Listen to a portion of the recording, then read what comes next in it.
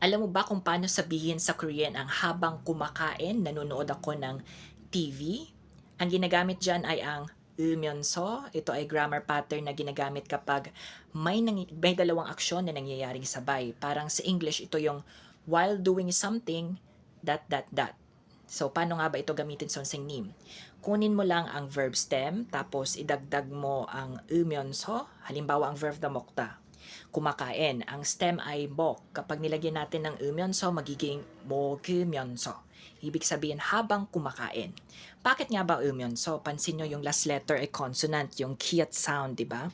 So, halimbawa sa pangungusap, 밥을 먹으면서 텔레비전을 봐요. Habang kumakain, nanonood ako ng TV. Second example, 음악을 들으면서 공부해요. Habang nakikinig ng music, ay nag-aaral ako. Puwede rin itong gamitin sa ang myeonso sa mga taong may dalawang ginagawa, tulad nito, "그 사람은 일하면서 공부해요." Nag-aaral siya habang nagtatrabaho.